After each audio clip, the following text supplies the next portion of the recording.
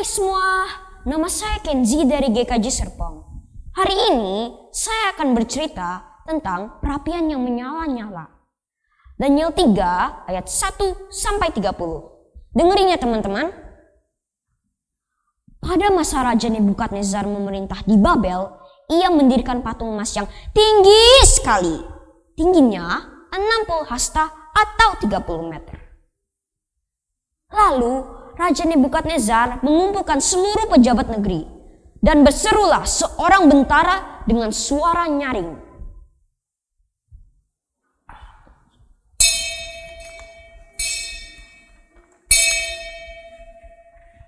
Beginilah dititahkan kepadamu, hai orang-orang dari segala bangsa.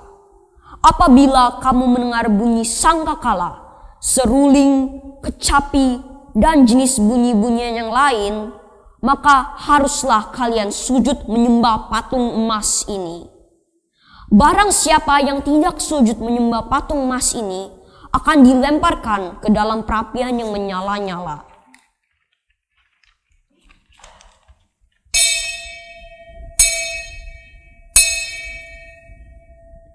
Pada waktu itu ada beberapa orang Kasdim yang menghadap Raja Nebukadnezar. Dan mereka berkata, Tuanku Raja telah mengeluarkan perintah bahwa siapa yang tidak sujud menyembah patung emas akan dilemparkan ke dalam perapian yang menyala. Ada beberapa orang Yahudi yang Tuanku beri kuasa memerintah di wilayah Babel, yakni Sadrak, Mesak, dan Abednego. Mereka tidak sujud menyembah patung emas itu. Mendengar hal itu, marahlah Raja Nebukadnezar. Panggil mereka menghadapku sekarang juga. Mereka pun segera membawa Sadrak, Mesak, dan Abednego menghadap raja. Lalu bertanyalah raja pada mereka, apakah benar kalian tidak menyembah patung emas itu? Apabila kalian tidak menyembah, kalian akan dilemparkan ke dalam perapian yang menyala. Dan dewa manakah yang sanggup melepaskan kalian dari tanganku? Lalu Sadrak, Mesak, dan Abednego menjawab Raja Nebukadnezar, jika Allah yang kami sembah dapat melepaskan kami dari perapian yang menyala, dan pasti ia akan melepaskan kami dari tanganmu juga, ya Raja. Tetapi seandainya tidak, kami tetap tidak akan pernah menyembah dewa tuanku dan patung emas itu. Semakin marahlah Raja Nebukadnezar dan berkata, tangkap mereka dan masukkan ke dalam perapian yang menyala. Tambahkan 7 kali lipat panasnya. Lalu mereka diikat dan dibawa ke perapian yang menyala sangat panas. Karena panas yang luar biasa membakar mati orang-orang yang mengangkat Sadrak, Mesak, dan Abednego ke atas. Sehingga mereka jatuh ke dalam perapian dengan tangan terikat. Namun tiba-tiba Raja Nebukadnezar terkejut melihat ke perapian dari kejauhan. Lalu ia berkata, bukankah hanya 3 orang yang masuk ke perapian dengan tangan terikat? Mereka menjawab, iya Raja.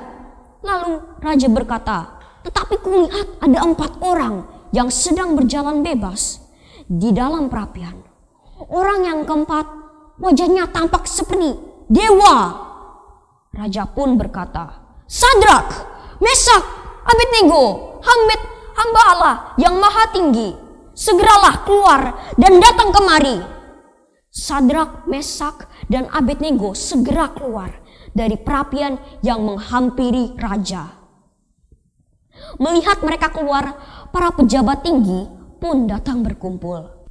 Mereka heran melihat tubuh Sadrak, Mesak, Abednego tidak terbakar api. Bahkan bau kebakaran pun tidak ada pada mereka. Lalu Raja Nebukadnezar berseru, terpujilah Allahnya Sadrak, Mesak, dan Abednego. Ia telah mengutus malaikatnya dan melepaskan hamba-hambanya yang telah menaruh percaya kepadanya. Karena mereka tidak mau memuja dan menyembah Allah lain kecuali Allah mereka. Sebab itu aku memerintah, barang siapa yang menghina Allahnya Sadrak, Mesak, dan Abednego akan dihukum karena tidak ada Allah lain yang dapat menyelamatkan mereka seperti itu. Lalu raja memberikan kedudukan tinggi kepada Sadrak, Mesak, dan Abednego. Dari cerita ini kita dapat meneladani ketaatan dan kesetiaan Sadrak, Mesak, dan Abednego. Mereka tidak takut mati karena melanggar perintah raja yang menyuruh mereka menyembah patung dan dewa. Tetapi mereka lebih takut kepada Tuhan yang Maha Kuasa. Tuhan pun mengasihi mereka dan menyelamatkan mereka. Nah teman-teman, kita harus taat dan setia selalu kepada Tuhan. Jangan takut bila ada orang yang mengancam kalian untuk tidak menyembah pada Tuhan. Takutlah selalu kepada Tuhan. Ia akan menyelamatkan kita. Tuhan Yesus memberkati.